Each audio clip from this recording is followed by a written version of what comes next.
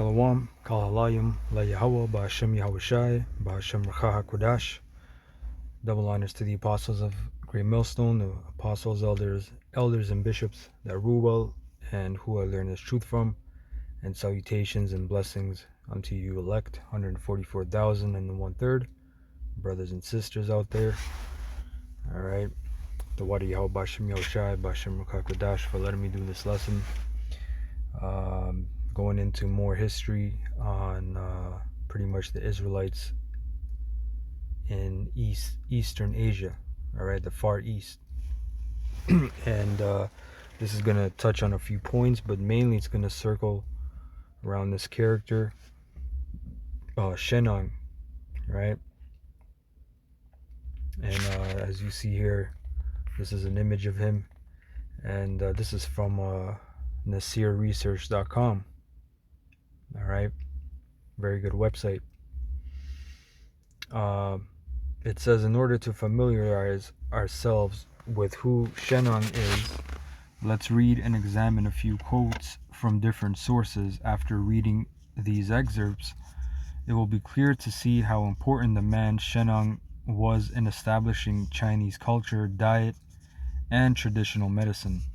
He is also credited with establishing the original Chinese monetary system, as well as the introduction of different tools to the Chinese. The first source's quote comes from an article by Dr. Subhuti Dharmananda of the Institute for Traditional Medicine. According to Dr. Subhuti, Shennong the Divine Farmer. Now, that's an interesting description or title, the Divine Farmer. You know, now aren't you Israelites farmers? Aren't you husbandmen? Husbandry, right? Isn't that part of our forefathers' lineage and legacies, right? Them being husbandmen, right? Them practicing husbandry. Right? This is Sirach 7:15. Hate not labor's work, neither husbandry, which the Most High hath ordained. Right? So husbandry is a part of, stewardship. Now in the kingdom, we're not going to have to labor. It's going to be like in the garden. It's actually going to be better, right? Pursuant to the book of Ezekiel, the Lord said He's going to do unto us better. He's going to do unto us better than at the first, right? Roughly paraphrasing. So the divine farmer is the legendary originator of Chinese herbal medicine. It is believed that he was first known as Yan Di, Emperor of Fire, which is why he eventually became known by the full title Yan Di Shennong Shi. Alright, these are some images here.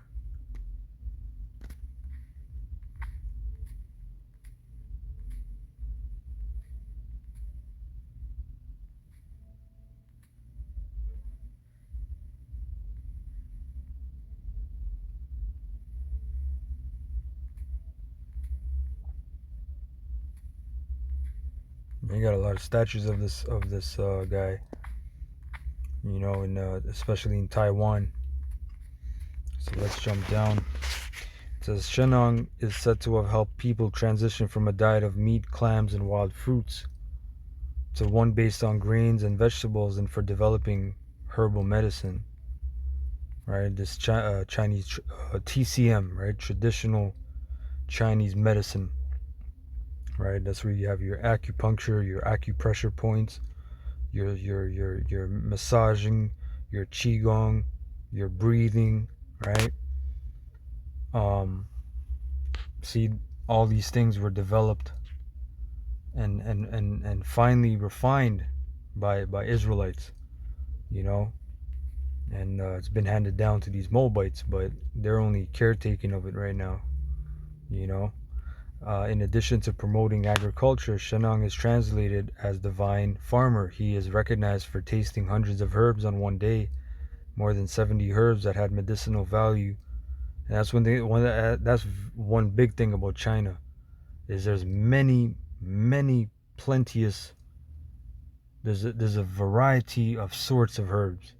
There's a great selection. There's probably pretty much all the herbs you need, pretty much, there's a lot of herbs, man. It's a great country. It's a big country, right? It says 70 herbs that had medicinal value, selecting those that were suitable as remedies and describing their properties.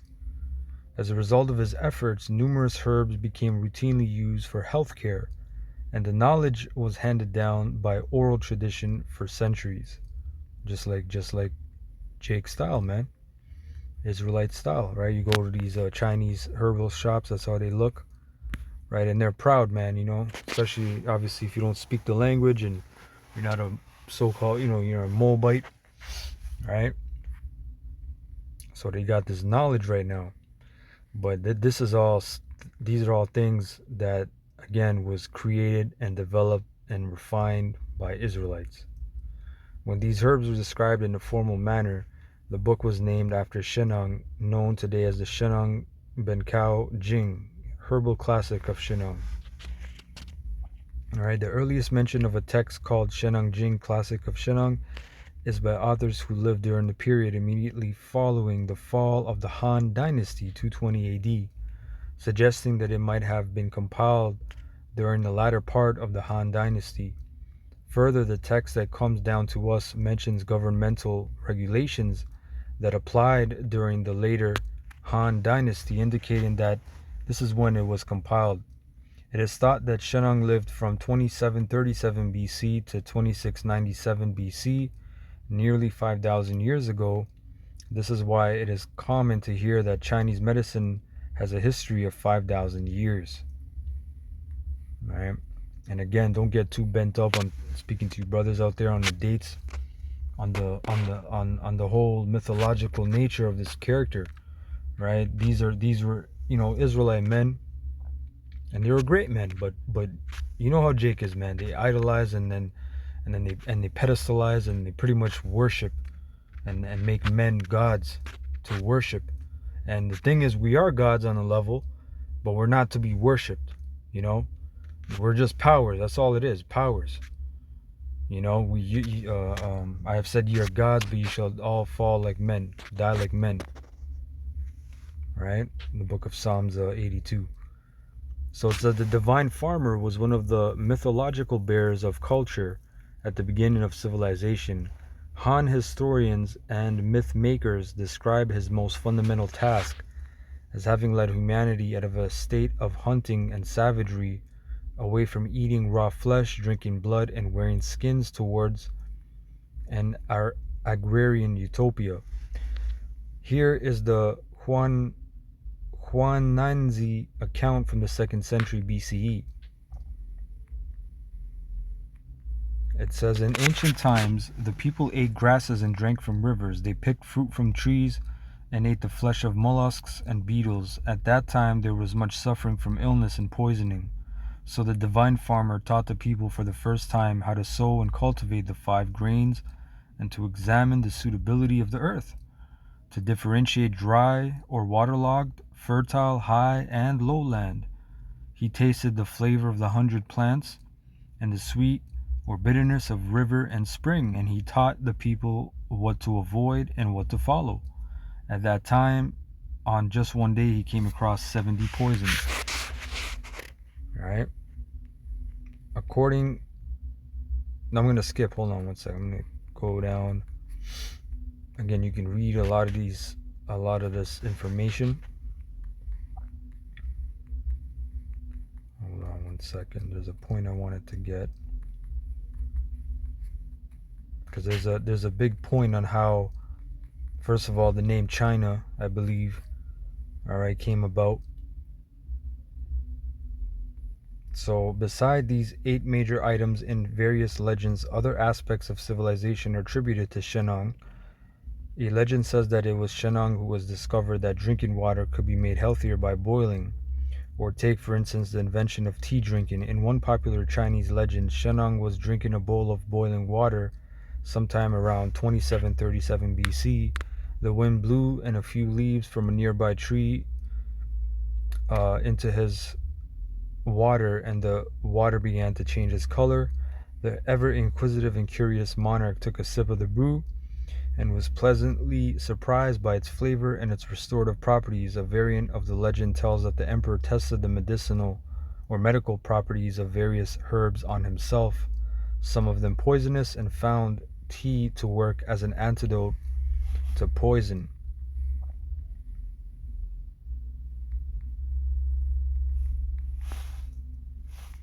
It says the Yijing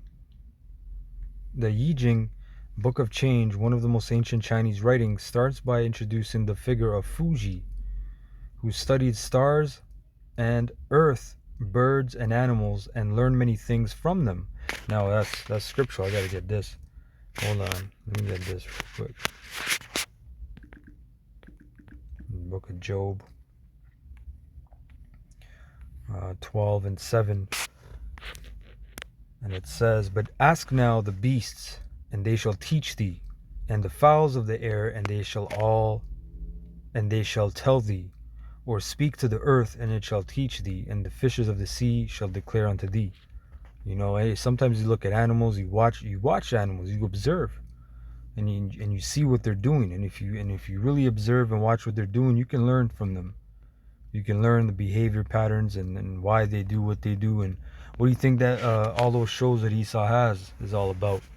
You know, Esau with his binoculars, you know, from a distance watching. Oh, look at that kangaroo, yeah, and oh look the tiger, and you know, National Geographic, and hours and hundreds of hours, thousands of hours of footage of them planting cameras somewhere and watching things happen in nature, you know, live, right? That goes into learning from the creations of the Most High, right? Let me get an NLT. Just ask the animals and they will teach you. Ask the birds of the sky and they will tell you.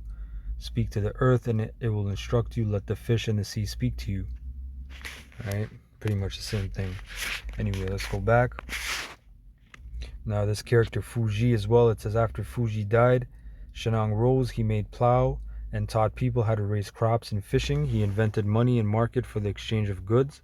Temples to Shennong are spread everywhere. Given also that China is mainly an agricultural country and many temples dedicated to other deities, there's also a chapel or an altar with Shennong's statue. Now this character Fuji right here, right? I'm going to get this part, all right, this information. This is from a book called African Presence in Early Asia by Ivan van Sertima. This is from page 124 down here. All right, down here in the middle paragraph, it says early Chinese legends relate traditions of divine dynasties, and this is why I talk about legends, mythology, you know, oh, these demigods and you know, these divine people. Look, these are great Israelite men who were pretty much so gassed up. They were gassed up to the heavens, man. Oh, Hercules and Zeus and the Titans and all these different things. It's the same thing when you read Genesis 6. The sons of men, or sons of God. The fallen, Napoleon. Right? It says, one being the epic of the 5 emperors. The first emperor, known as Fuji, right, or Fuji, is described as being a woolly-haired Negro. He is credited with establishing government, originating social institutions and cultural inventions similar to the Egyptian god Thoth. He taught his people to fish with nets and rear domestic animals and devised cultural inventions. Fuji was the first to develop writing, organize sacrifices, and taught the worship of spirits. The second emperor, Shennong, which we're going into, is associated with the introduction of agriculture. During the age of Shennong, people rested at ease and acted with vigor. They cared for their mothers and not their fathers. They lived among deer. They ate what they cultivated and wore what they wove. They did not think of harming one another. It says Diop's two-cradle theory became intriguing when equated with the matrilineal and agrarian institutions of the earlier dynasties. At this juncture, an appraisal of pre-patriarchal China seems in order. It says, in the prehistoric periods, the status of women was one of dominance. Among the more primitive Ainu people, the wives dictate to their husbands and make them fetch and carry. The Tungus, ancient Manchus, and the Tartars, Mongols, also exhibit remnants of flattened nose. Hold on, 1 second. No. This is a different page now. Let me get this. So that was going into Fuji and the early emperors. But the mythological divine ones, right? So hold on 1 second. Where is this part? Yeah, this. So I'm good. I'm going down here in the middle. Dr. Joseph Rock's study of the Black Kingdom, known as Naki, has been instrumental in shedding light upon the existence of Africans, that's the term they use, on the Asian continent. During the Shang and Zhou periods, it says, hold on, those members of the Chang clan living southwest of Honan province were called Si Nani, or barbarians. They were always at war with both dynasties. The Shang apparently frowned upon them, even as the Imperial Romans frowned on their colonials or those outsiders with a different way of life. As a result, a name later applied to blacks in general was Wu Man, right, or Tian Si, a derogatory term meaning black savages. The chronicles of the Han and Tang dynasties speak of these black kingdoms in southwest China. It says the emergence of the Buddha cult in Chinese culture witnesses the revival of the African religious concepts under various appellations: Sake, Suki, Yamani, Nasi, and Sakya. And we went into that before. Sake. Who was the Sake? The Saxons, son of Isaac. That's where you get the Anglo-Saxons from as well. The Sake. Right, and you had different terms. You had other terms. I forget. Sake, and it was spelled different ways too. Right. So it says Higgins emphasized that the most important or the most ancient people throughout Asia preserve his features as black face with thick lips and the curly hair of the Negro. Though known in China at an earlier date, the Buddhist cult was officially recognized during the Han Dynasty around 100 BC. An emissary known as Chang Chen was sent to a country west of China known as Tianzhou, India. It is further related that of the 30 apostles sent to China, 10 were yellow, 10 brown, and 10 black. Anyway, that was it on that point. And I want to show some images that I had, right? This is from, again, various time periods of China, ancient China. All right. And I have to bring out the point that you had the ancient Moabites and the Ammonites very dark as well. So while you had the great Israelite presence in China, right, in the dynasties, right, not everybody, obviously, that I'm talking about, you had Moabites there as well, and they were dark skinned. Not everybody that was dark skinned was an Israelite. That's not what I'm saying here. Right? You got to take that into account, right? But obviously, the greatness and the flavor, the salt, right? That was all Israel. That's always has been and will be, right? You see different monarchs, different royalties, right?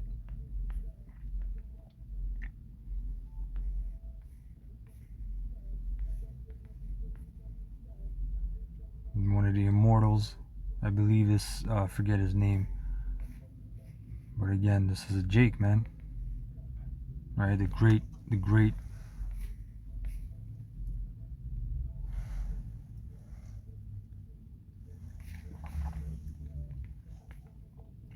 right? The great men. All right, I got a few more.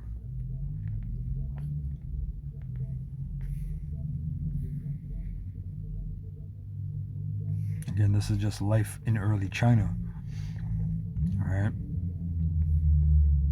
So these Moabites, they were on a low level, man. You know, and Moab is on a low level. You look at Moab today, they're on a damn low ass fucking level, man. Alright? You got the ones that, again, inherited the knowledge, whether it's medicine, kung fu, authentic kung fu, you know, different skills and things that were preserved through our history. But Moab ain't the ones, they are not the originators, man. Okay? Very, very far away from that, being the originators of the greatness that came from these places. Alright? That was the last one there. Alright, so let's go back here to the website. It says in Taiwan there are over 100 temples dedicated to Shennong. The temple in Shilin, Taipei, is noteworthy for its beauty and antiquity. It was built over 300 years ago during the reign of Kangxi and is built on 2 floors. Right, the ground floor is for the worship of Tudi Gong, the lord of the place. The second floor is for the worship of Shennong. Again, these are Moabites mainly. You got Israelites obviously among them. Right, Israel is dispersed throughout the 4 corners. Needless to say, all these people are worshiping men. You know, that goes without saying. All right, this has nothing to do with worshiping any of these people, even praising them, because they were off. They weren't Israelites in the truth. They weren't spreading the law, statutes, and commandments of Yahweh Shem Yahushai. You know what I'm saying? That's the thing, man. That's the mercy of the Lord, man. He still works through you, even though you're not worshiping him. Just because you're his people, man. Case in point, you got these boxers, man. Devin Haney, he's a Muslim, undefeated, man. Undefeated, sharp as a sword, sharp as a 2-edged sword, man. You know what I'm saying? He just moved up to welterweight, sharp as a fucking 2-edged sword. Talking about Alhamdulillah and all praise to Allah and all glory to all that madness, man. You got another boxer, he just converted to Islam, another undefeated champion. And Devin Haney, he's a 2-weight division champion, and I believe is unified at lightweight. But you got this other guy, Tank, Gervonta Davis, and he was one of my favorite boxers, man. He still is one of my favorite boxers. If he has a fight, I'll watch it. You know? But this dude converted to Islam. The Most High is still working through these, you know what I'm saying? He didn't go fuck these guys, because to be honest, before that, they weren't in the truth either.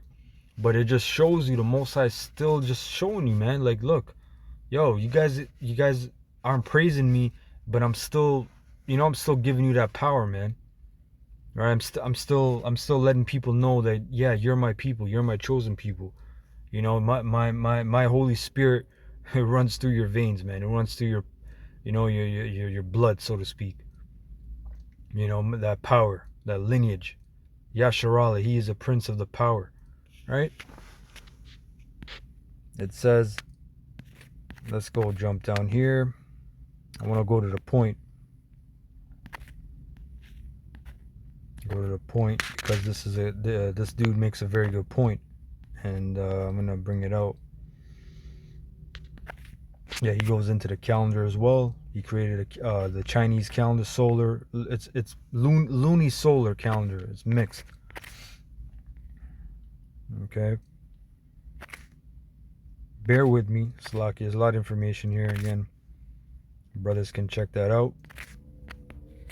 Okay, let me go down. Yeah, this dude here, this guy's an Israelite right here. You can see he's a Jake. So it says, no, I'm not gonna read this part, but this guy right here, he was another legend. All right, I forget his name, but I brought it out in my last lesson. Okay, but you can see the dude has an afro, and that's an Israelite. It's a Jake. All right, so like I'm jumping around, but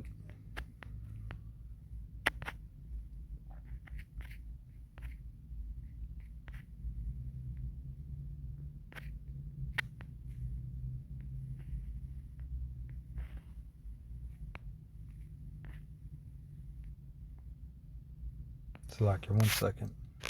Alright, I just found it. So this dude, whoever put this together, he's doing a good job, because there's a lot of history here. He's not, not everything's on point, but more than I have found online. But he brings out to the point of Isaiah 49:12, right, which reads, "Behold, these shall come from far, and lo, these from the north and from the west, and these from the land of Sinim." Now, when we look up the land of Sinim, right, he quotes it here. It says, oh no, he doesn't quote it, but I got it right here anyway. Let me get that in the book of Isaiah. Sinim. Right, and this is referring to Israelites, right? It says, when you read up at verse 10, "They shall not hunger nor thirst, neither shall the heat nor sun smite them, for he that hath mercy on them shall lead them."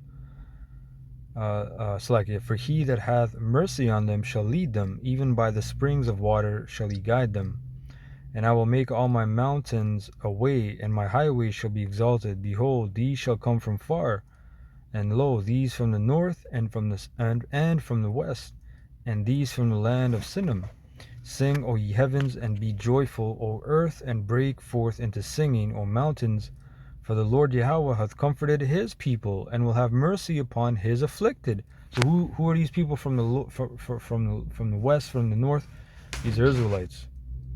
Who are the afflicted? The Israelites. Even the foreigners among the heathen that look like the heathen, they are afflicted. Why? Because they are Israelites. Now, when we look up this word Sinim, it says thorns.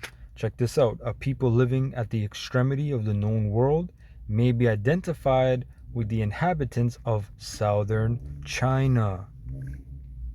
Right? Southern China. Right there. Right? So check this out. Chinese sinensis. Right there. Right? So back here, it says the KJV transliterates Sinim as Sinim. The Chinese Union version translates Sinim as Qin, or Qin country.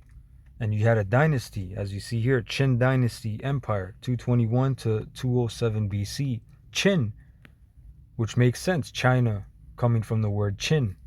And you even have that moniker, or it's like a derogatory term, Qin.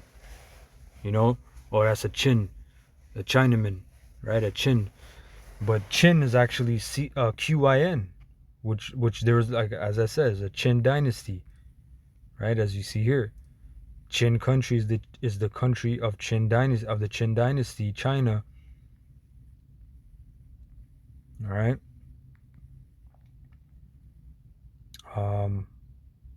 Now check this out. Since the establishment of the Qin dynasty in 221 BC, the large Far East nation has been called China, or Sina. Right? Some translations, the NIV and ESV, refuse the reading Sinim as found in the Masoretic text. I wonder why. They removed a lot of things. Them damn Masoretes, man. Them Amalekites. Alright? These modern scholars assume that Isaiah could not have referred to China because Sinim came to mean China only after 221 BC, hundreds of years after the life of Isaiah. During Isaiah's life, 8th century BC, the Qin state was just a small state among hundreds of other states in the region. However, if Isaiah was able to prophetically call the future king of Cyrus by his name, it would not have been unusual for Isaiah to refer to the name of a future nation.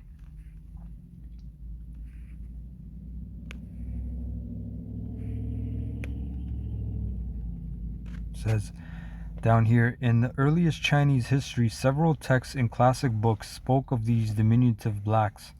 Thus, the Chu Li, composed under the dynasty of Chu, gives a description of the inhabitants with black and oily skin. The prince Lu Nan, who died in 122 BC, speaks of a kingdom of diminutive blacks in the southwest of China. All right.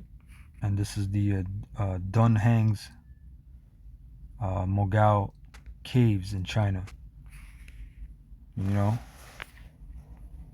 and they try to paint that one, scuff that one out on the left. But anyway, I wanted to bring that out about showing you that you still got Israelites over there in China, in Japan, on them islands, Okinawa, smaller islands, Southeast Asia, Cambodia, Vietnam, Philippines, all these different places, man. You got Israelites all over. The history is amazing. The history is very vast. Right? The history is extremely vast. See? Worshipping this man. Look at this. Statue of Shennong, 6 meters high in northern Taiwan. So it says... Yeah, that was the point there. Yeah. Alright. I hope you're edified. I hope I didn't ramble on too much. That was all I had, pretty much. Kahalayim la Yahweh Bashim Yahushai, Bahashem Rakaha Kodash. Double honors to the apostles of GMS who rule well, and Kwam Yasharal, Shalom to the elect.